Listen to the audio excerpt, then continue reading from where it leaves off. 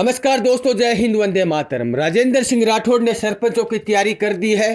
राजेंद्र सिंह राठौड़ ने खुलकर कहा है कि किसको सरपंच बनाना है। आइए दोस्तों, हम आपको बताते हैं। अगर आप राजेंद्र सिंह राठौड़ के फैन हैं या फिर आप सरपंच का चुनाव लड़ना चाहते हैं या फिर लड़ाना चाहते हैं, वीडियो को लाइक जरूर करना।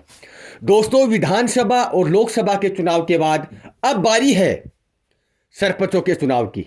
सरपंचों के चुनाव की बारी, ऐसी बारी आ गई है अब पूरे जिले में नहीं, पूरी विधानसभा में नहीं, बल्कि अब गांव गांव में चुनावी माहौल होगा। ये वैसे तो अगर चुनाव की सूची में गिने जाए तो ये वैसे तो छोटा सा चुनाव है, लेकिन अगर गांव की लेवल में ये देखा जाए तो सबसे बड़ा चुनाव होता है। अपने देश का प्रधानमंत्री होता है और अपने गांव का सरपंच होता है, बराबर दोनों की कैटेगरी गिनी जाती है। क्योंकि दोस्तों, गांव में जो सरपंच होता है उसे ही गांव का प्रधानमंत्री माना जाता है, क्योंकि उनकी देखरेख में ही सारे काम होते हैं। जो भी सरकार काम करवाती है वो सरपंच की देखरेख में ही गांवों में करवाती है।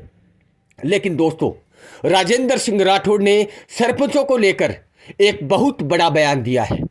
कल चूरू में एक शानदार मीटिंग में अपने भाषण से प्रस्तुत कर रहे थे लोगों को, उनके बीच में कहते हुए नजर आए राजेंद्र सिंह राठौड़ कि अब आपका चुनाव आ गया है, अब आपके गांव के भविष्य का चुनाव आ गया है, अब आपके खुद के कैंडिडेट का चुनाव आ गया है, पंचायती चुनाव।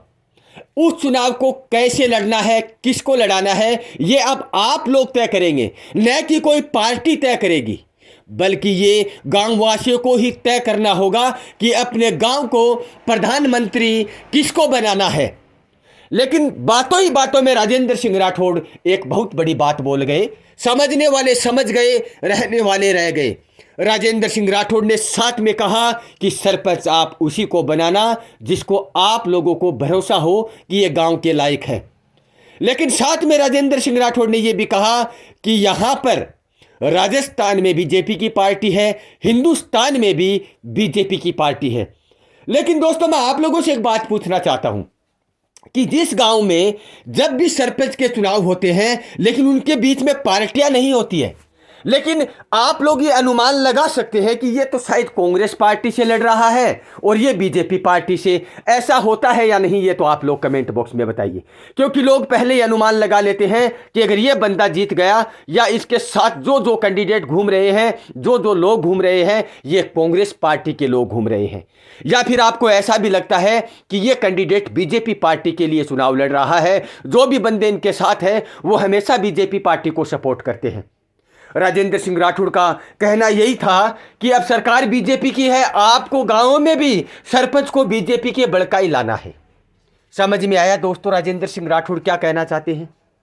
लेकिन मैं अब आप लोगों से यह पूछना चाहता हूं कि आपके गांव में कोई सरपंच के लायक इंसान है या नहीं। आप किसको सरपंच बनाना चाहते हैं? आपकी नज़रों में आपके गांव में कौन सा सरपंच बनने लायक है, ये आप लोग कमेंट बॉक्स में बताएंगे। और जो वर्तमान में आपके साथ जो सरपंच खड़ा है वो कैसा है, ये भी कमेंट बॉक्स में बताना। वीडियो को लाइक करना, चैनल को सब्सक्राइब करना। जय हिंद, वंदे मातरम।